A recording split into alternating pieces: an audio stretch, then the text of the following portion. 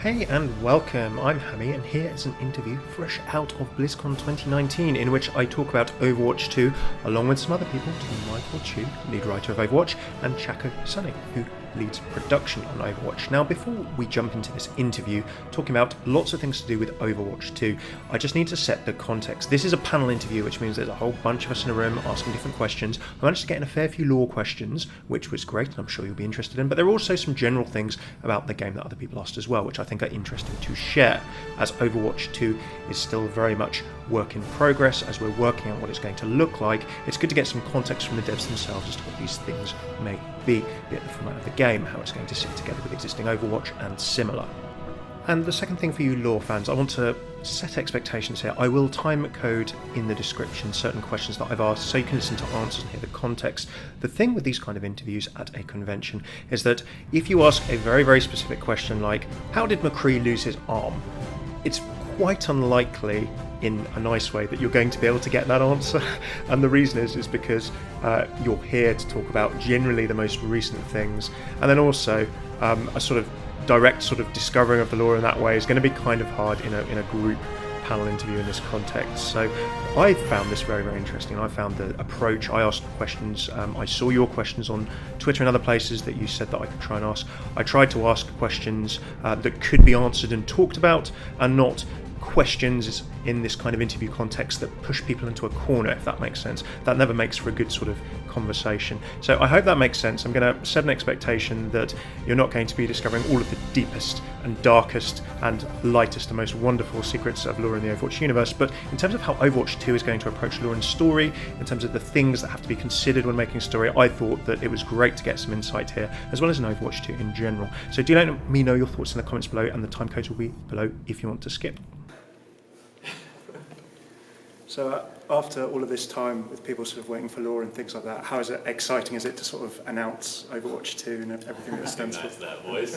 Well, I think I'm probably the most excited person. I mean, that's not fair, but I'm very excited because obviously Overwatch 2 represents a new chapter in the story of Overwatch.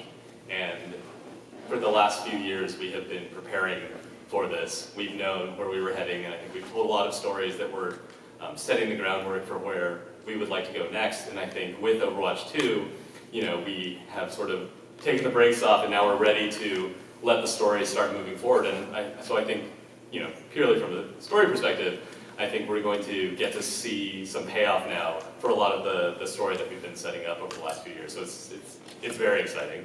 It's tremendously satisfying for the team too. I think we all know, or have known for some time, about the aspirations that we had from a story standpoint, and from a lore standpoint. And I mean, I think everybody has seen in kind of original Overwatch how much effort we put into telling story without having sort of a more traditional narrative experience. And so now having the ability to kind of show everybody, hey, look at what we've been working on, look at what the plans are, is such a relief. I mean, I was saying earlier today to somebody about how great it was just to even be able to say Overwatch 2. It's such a relief. You don't have to worry about the code names anymore, and so it's great. But yeah.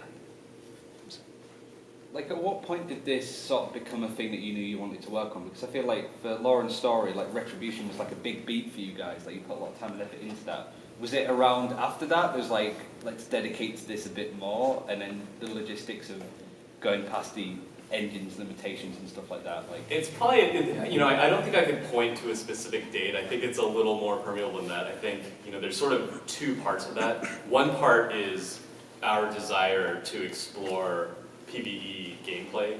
I think that was something, it's obviously something that people have been really interested in. People have been asking us about it. I think on the team it's something that we've been really interested in. But we were taking a slow, graduating approach to exploring it.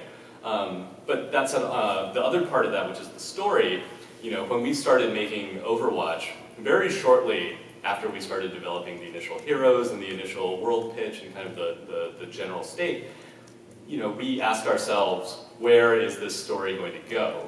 And just so that we knew where we were going to point all the content that we made for the next several years, it was really important for us to have an idea of where we thought that story was going. And so the seeds that are going to someday become the Overwatch 2 story, and what the kind of some of the beats that you've already seen. We sat down quite a while ago, and all the story that we've been telling up to this point has been trying to point us in that direction. And one of the things that I'm most excited about is for people when they play Overwatch 2, and probably, hopefully, are already starting to get the sense, is that those 3 archive missions were chosen for very specific reasons, and they are all integral to what is to come. Yeah, 100% sort of echoing what Michael said. Certainly, as long as I've been on the team, the idea of being able to tell a bigger narrative and explain kind of what's happening with these characters has been paramount, and everyone that I've talked to on the team is like, hey, we have this incredible universe that we know everybody wants to live in, let's tell some story in it. And you know, from like a development or a production perspective, the stuff that you're seeing or have seen with Retribution and Uprising and Storm Rising is definitely incremental steps along the way for us of how we build the capabilities to allow us to tell story in the way that we want to. And that was a very deliberate effort on our part to kind of lay the framework and the foundation for that. Yeah, I mean, we learned a lot from making those 3 missions. It may not be immediately apparent, but you know, we were testing out hypotheses and experimenting with different things on kind of bigger and smaller, more granular levels to see how we could actually achieve being able to tell, you know, PvE stories.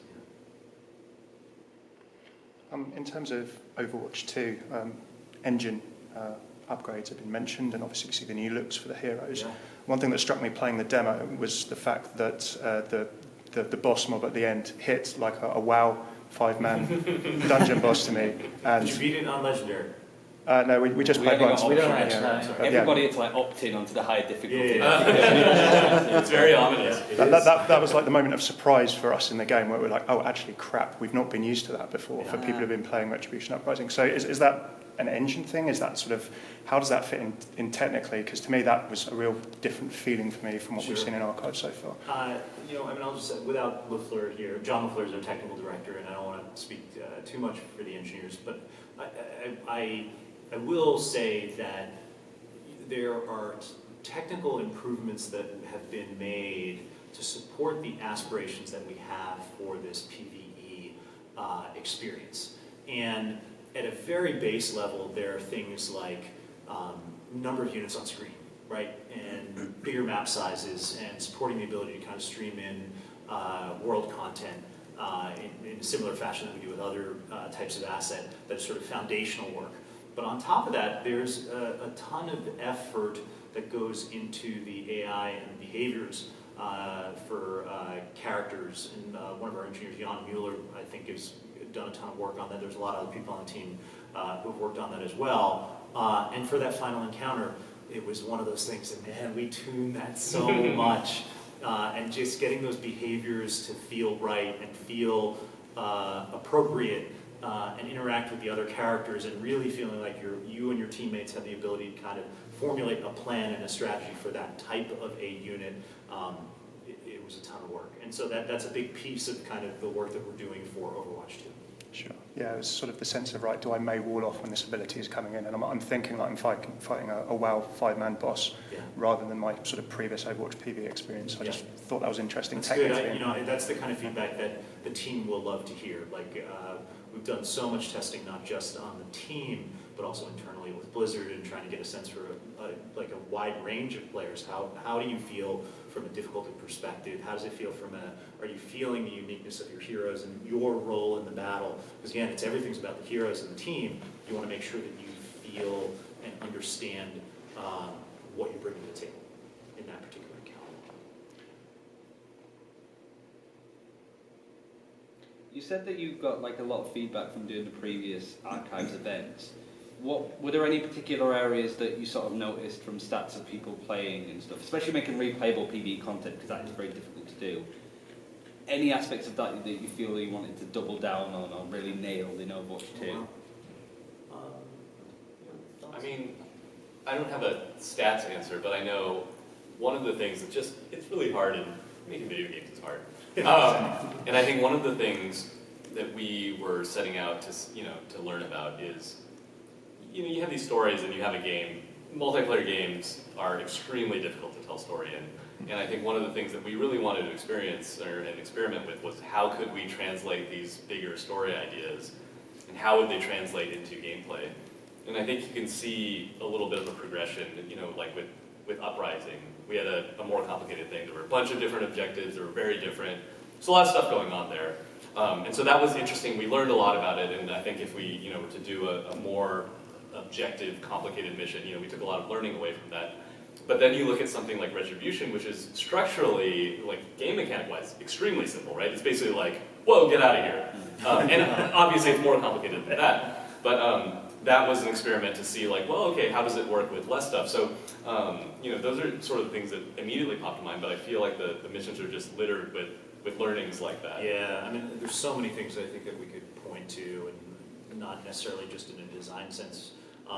Technically, the ability to play sort of non-interactive sequences, sort of some of the character interactions that you see in the game there's underlying technology that was built to do that, and then understanding what are the best practices for how and where you should do that. There are things that we just hadn't done a ton of before. You have a big event that occurs, you want to make sure people see it. How do you ensure that that happens appropriately and that your players experience those things that you're trying to put in there?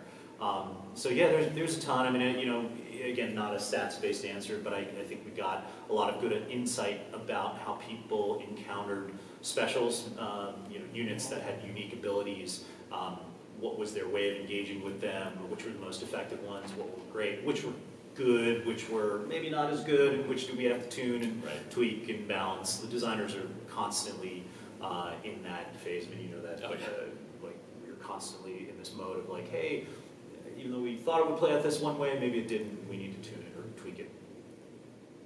End of Uprising. Yes. Yeah. Uprising.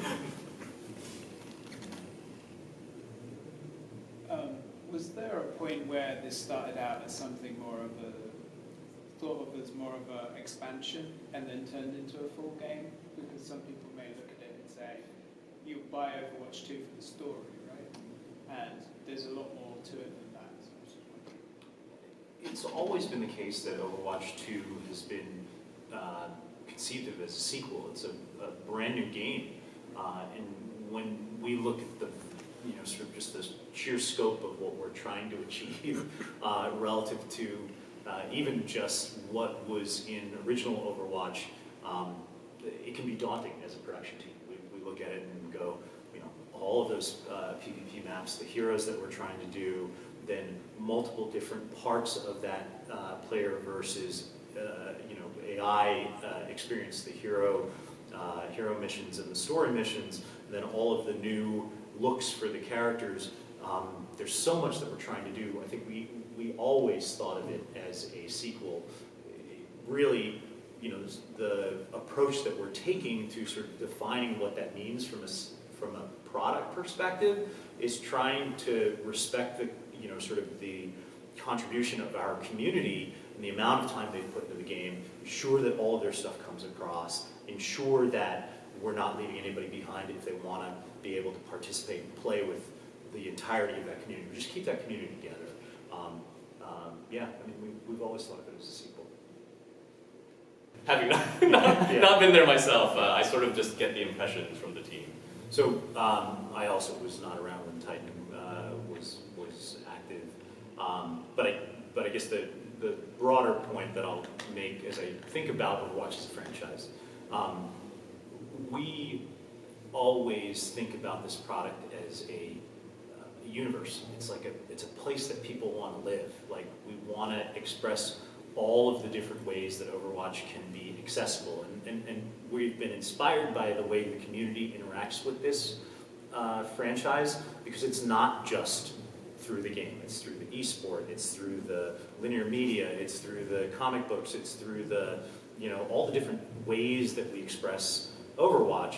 And so while it may not be something explicitly that we're saying, hey, Titan is the vision, we want Overwatch 10 years from now, 15 years from now, to be even bigger and have more ways for people to engage.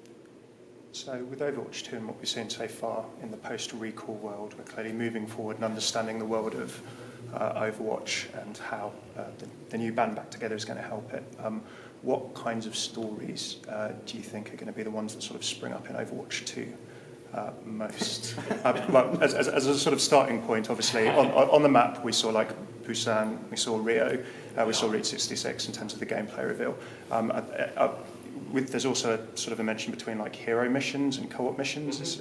So could you perhaps sort of explain the distinction between the two and then how sort of they'll be used in telling a story?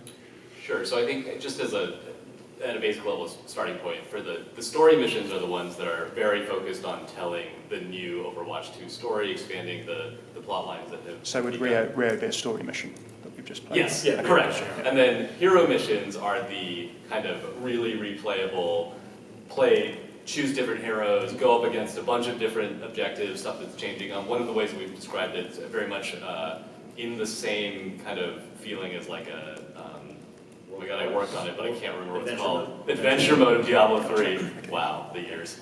And so that is the hero missions. As far as the kind of stories we're going to tell, I mean, we have 31 heroes at this point, and probably more to come. Yep. And all of those characters have stories that need to be told. There are different underlying plot threads that are going, but broadly I think that Overwatch 2 is the story of the return of Overwatch and how that will affect the different groups of people. And every character is a little bit different, but I think that they broadly fall into some different groups. I think there are the people who were a part of Overwatch, who saw it for many, many years, kind of the older generation, and how do they feel about the thing that they watched fall apart, come back.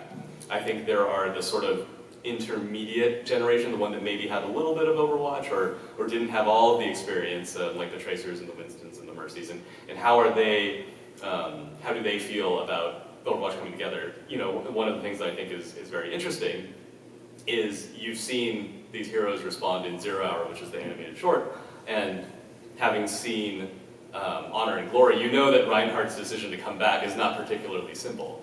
And I think that, you know, another example of that is Mercy, and so we're going to get into that. So that's broadly one group. And then there is the new heroes and the characters who have never been affiliated with Overwatch, and how will they react not only to the threat and to how the world has changed and the world needing heroes, but also how do they deal with this new idea of Overwatch, and what is Overwatch in the new universe? And I think broadly that is what the, I guess, Overwatch 2 stories are going to involve. Cool. Just as a quick follow-up on that, obviously there's been a challenge in that you've created an amazing, massive world from the beginning of Overwatch that everyone's enjoyed, and you can't immediately go into every single hero and what they had for breakfast last week, and you know their life. Well, we have the cookbook, so. Well, okay. Well, that's actually covered that. The breakfast series. Yeah, that's right. Significant Mercy liking a bit of spirit lore, but. The challenge of sort of filling in some of the past against moving forward, which Overwatch 2 kind of is, how do you think that balance will sort of work as you go forward? Is it sort of using Overwatch 2 to shine a light onto the past with present day events? Because we have had things like taking a look at Retribution, right, for example. That's this is what happened in the past, and setting up things that will then probably happen in the future. So I guess it's sort of that balance of past against present and moving forward. So. I think the answer is a bit complicated. Ultimately, I think we feel like, and we have some stories to come that will sort of be leading up to Overwatch 2. I think that we have moved out of the phase where we're setting up stuff that happened in the past. We hope that with the storytelling leading up to Overwatch 2, that we have established the universe or given you enough information that you need to know about these characters, about events that happen, so that you can go into this new era of Overwatch 2 and this new story and understand it. That said, there are some tremendously interesting stories from the past that I'm sure that we will unearth and, where relevant, make reference to. But I think the core feel of Overwatch 2 is that we're really looking forward to this new Overwatch group and the threats that they face and how they will change. So. You know, certainly we would love to go back and look at older events and stuff, and I'm sure we will. But the main focus is moving the storyline forward. Awesome. One thing that you've done a really good job of over the last 6 months is establishing Talon a lot more. Like the last 2 heroes have been like members of Talon previously or now, as well as like Maximilian. You've got the leader of the like Null Sector and stuff like that. Like you've put a lot of time and effort into creating more characters in there. Was that because of like Overwatch 2, because you wanted to have like a mission with Talon people, or just more that you wanted to establish the big bad, I suppose, in the universe before you get into story? You know how I answer this, but Oh, I want to hear your answer. No, go for it. No. I know how I answer. Oh. My answer is always when Michael Chu isn't here. So. Oh, wow, pressure. I was just going to say, like, we love baddies. But, you know. That's roughly what Oh, okay, great. You know, the Overwatch universe is filled with big heroes and big villains. And obviously, we are heading to this point where the enemies, the villainous characters of Overwatch are going to be in opposition to our ragtag upstart team of Overwatch heroes. And so I think we really wanted to make sure that, you know, there was some bench strength there. I feel like a Talon recruiter now. But, you know, we wanted to make sure that they were fleshed out also, and so that they would seem like a world group that would be able to you know, stand up as a real threat for Overwatch. And yeah. But this is literally just me talking to you about the characters in the game. Oh, yeah. I love that there's so much depth there, and one of the great things about Talon, I feel like, is there's always so many interesting competing agendas. Right. And that makes for very interesting character interaction. You can tell a very really interesting story with those differing potential agendas, as opposed to just a single, everybody's aligned on one purpose. Right. Which is so interesting. Talon is an interesting group because they are not necessarily dictated by one worldview. Currently, we want to, you know, make the world evolve through crisis and conflict. Yeah. But then you have the other faction, which is like, hey, we like making money. And so, you know, Talon is ultimately an organization of many different interests and many different subgroups. And so that's one of the reasons that we enjoy kind of peeking into the Talon organization. But yeah, that Doomfist, he's got the Doomfist around the agenda at the moment. Strange. As a French, I have to ask you, why the hell you choose to destroy Paris in the cinema? I mean, that was amazing, but I'm kidding. But there is a specific reason to choose Paris because you know there is Omnic right there. So there is something behind that? Well, one thing that we wanted to show, and I think as you can see, the cities that are under attack in Overwatch 2, it's a big plan, and the null sector is going after high value targets. Yep. So I think, you know, that is part of the idea, and also, you know, we love that map. Yeah. It's just beautiful, and so we were really excited just to be able to tell another story there.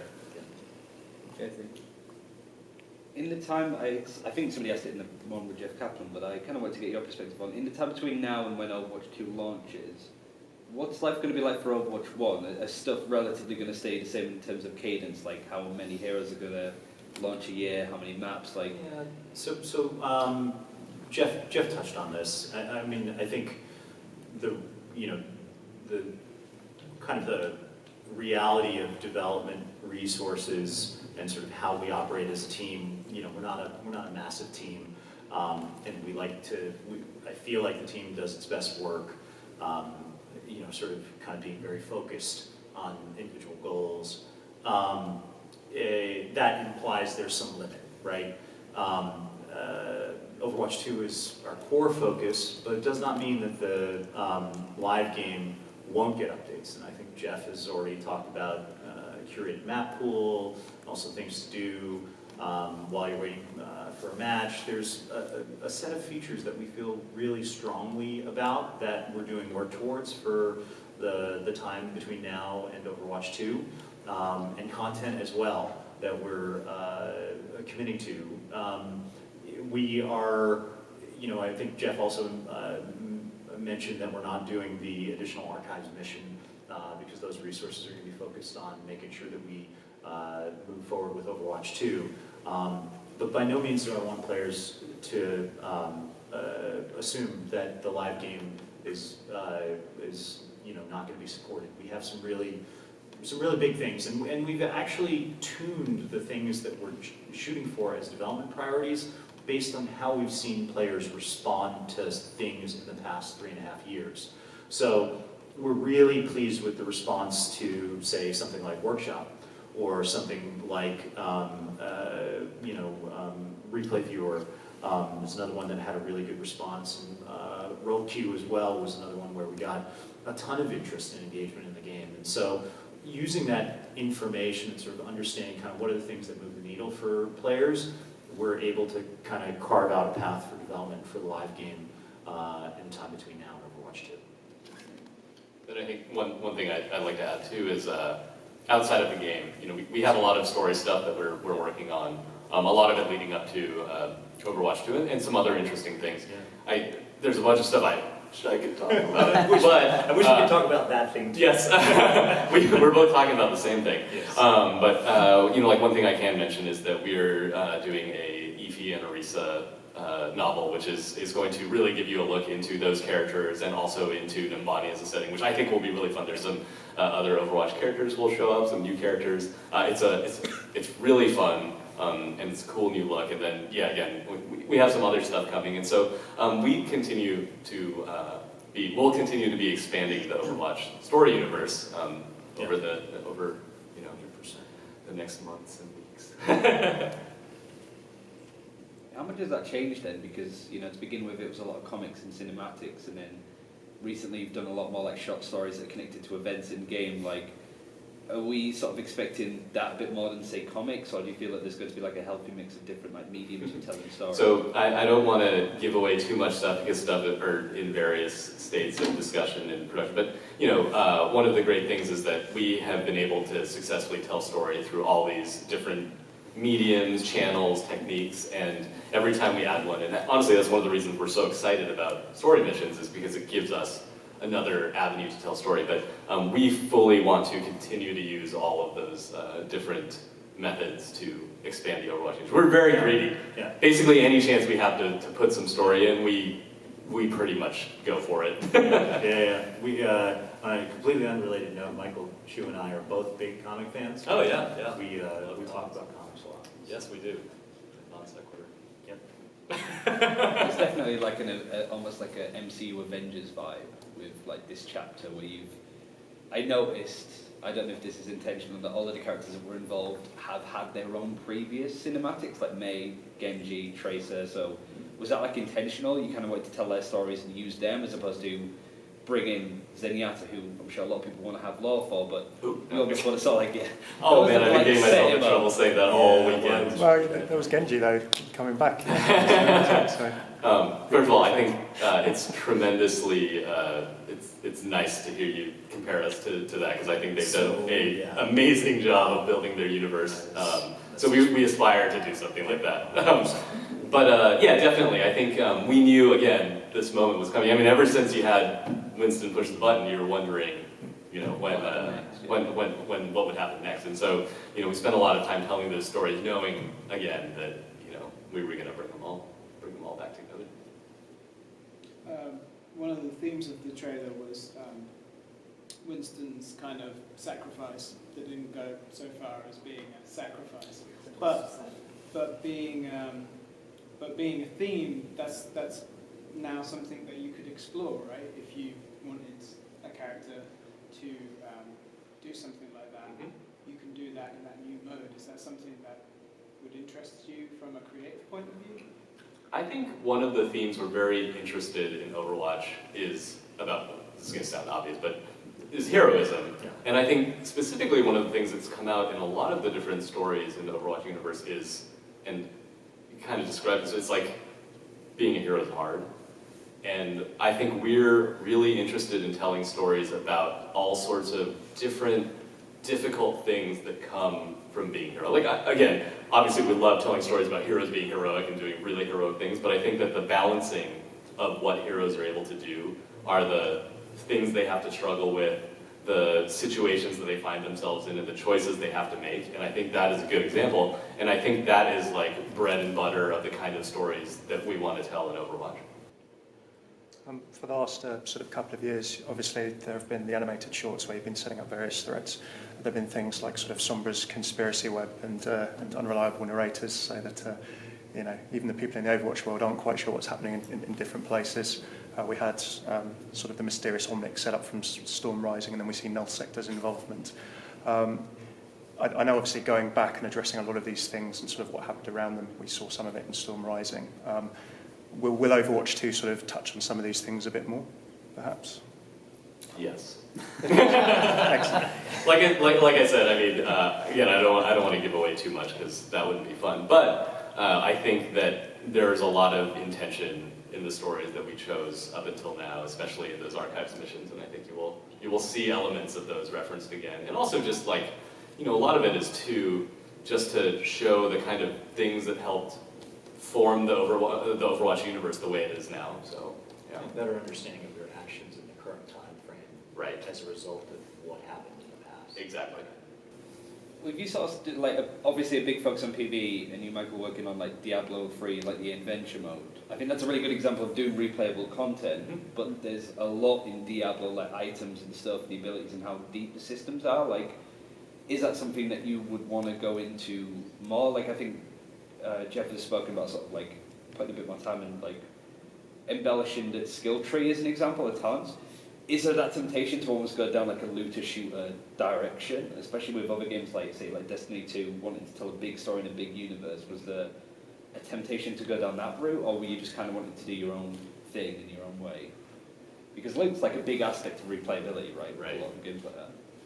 I mean, I think one of the things about Overwatch, and it was one of the ideas behind the creation of the game, that we really look at is just the hero fantasy. Like, we have these heroes that we love, and the heroes are the core of the game. Like, they were the core of the PvP shooter, they were the core of, how we make the abilities, how we tell stories. We usually tell hero-centric stories. And again, PvE is going to be about how do you play your hero characters in PvE. And I think that for the progression system, it's also very much about what is the fantasy of progressing these heroes. And I think that ultimately, it's still early. We're still working on a lot of things, but I think that's like kind of the guiding principle they're going after. We want you to feel like these are still these heroes and these are the things that they're doing. And one of the other things I've heard some of the designers talking about is that there's a piece of that progression system which is tuning to your particular play style. So like finding those attributes that are how you play that character, this sort of this talent improvement makes you better with that character and increases your sense of that power that you have and your attachment to that character. And we want players not just to do it with like, we talk about with Jeff frequently, I have the 4 or 5 characters I play regularly, but with that hero mission, sort of experience, man, I want to do that with every single character. I want to know exactly how I play, Reinhardt versus Mei versus Genji versus Soldier, all fully maxed out. And that'll be super interesting to kind of see and develop a skill around all of that fully expressed progression. That's what we're hoping players do. Yeah. So is this a way to avoid people focusing on only 1 or 2 characters? I don't know that I'd say it's a way to have people avoid it. I think we love all the characters and we think that there's something there. I'll use an example for me. One of the modes that really helped me learn a lot of the other characters was Mystery Heroes, just by sort of kind of forcing me to get an exposure to it. But imagine if I was able to kind of get the experience with some of the heroes that I might not be as good at in a sort of a PvE constrained experience where I can sort of experiment and choose all the different talents that I might like. And now I take that back and I go, oh man, I understand Genji a little bit better. and I'm better at that as a result of having spent so much time with him. That'd be interesting. How exciting is it to be at the very start of creating a story for Overwatch when there's so many Blizzard franchises that have all, like, years and years of lore and you're right at the start of it? I mean, it's it's pretty exciting. I know, just for me, I've worked at Blizzard for a long time and have seen the growth even of, the established franchise, and they have so much history behind them, so many stories behind them, and it's extremely exciting to be able to see the Overwatch starting to grow, and we're still like, this is how much story we have compared to everything else. I was just just like watching some of the World of Warcraft stuff. I'm just like, wow, it's just so much. So and much. It's so cool that they've been able to continue to tell stories like that. So it's pretty exciting, and we hope that someday, we have something that we built something that will be able to stand next to those proudly. Yeah, absolutely. That would be an incredible achievement for everybody. In terms of the technical side of storytelling, obviously with a couple of decades of story told in the WoW universe, people obviously go back, things change, new storytellers come on board, they shape things differently. It's kind of an organic thing. Are there any sort of like positive lessons that you've learned from the experience of people building those universes that you're, because Overwatch is 3 years old, you have tribal knowledge and then people passing things on that then get confused and misinterpreted from maybe what you said in the first place. Other universes have dealt with this for a long period of time. And then as naturally new people come on board, stories change. I guess, is there anything that you've sort of seen in WoW, from your Diablo experience? Because I think that a lot of people think that you should be able to lay down a perfect story that's very wide and very deep immediately. But how would you sort of describe the challenge of managing self-continuity against sort of knowing that in future things might change a bit in different ways? Yeah, I mean, we've learned a lot of lessons from looking at how the other Blizzard universes have developed over time. I think that one of the things that has always been extremely important to us is that kind of being able to see how these universes have grown over the years. That when we were setting out on Overwatch, we knew that we had to have a certain amount of planning and a certain amount of, a blueprint of where we wanted to go. And honestly, even more important than that was we really believed in, and again, this kind of goes back to that guiding principle I said, Overwatch is about heroes.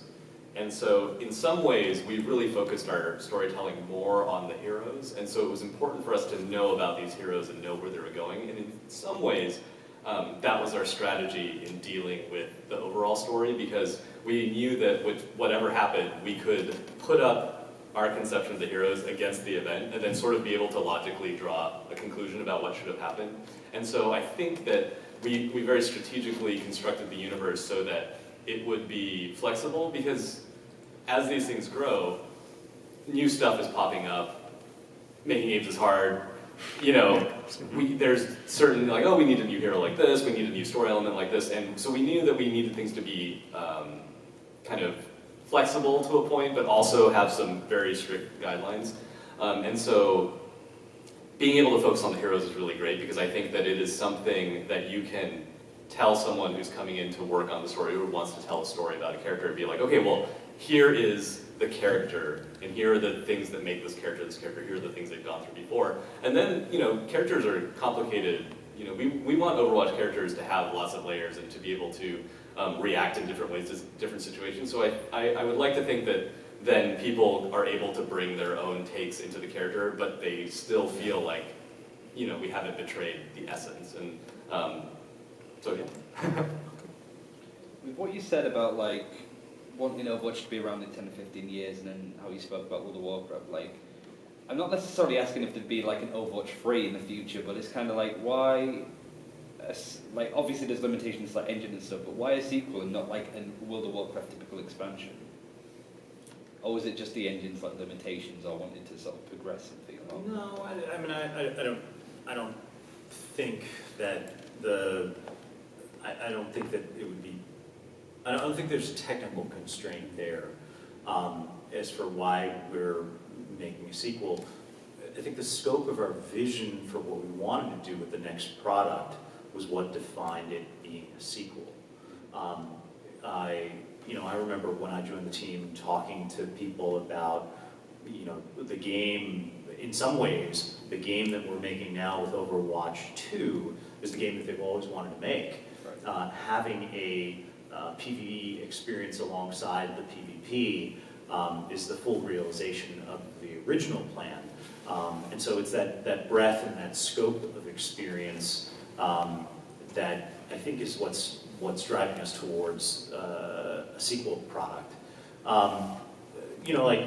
One thing I try and remind folks, I've talked to a lot of different audiences today, and sometimes it's easy for even us on the team to kind of forget, because we've gotten so much better at it now than even we were when we first started, is we run this game as a live, living, breathing thing every month. We have patches sometimes multiple times a week. We deliver content and features over the course of, or we have over the course of 3.5 years previously, and that is our intent on an ongoing basis, even after Overwatch 2 releases. Like, we believe that that's a key part of what the community wants, and a key part of what product offering that we're saying to people, hey, this is why you want to be part of the Overwatch universe. So we hope that it gives people what they want out of the universe.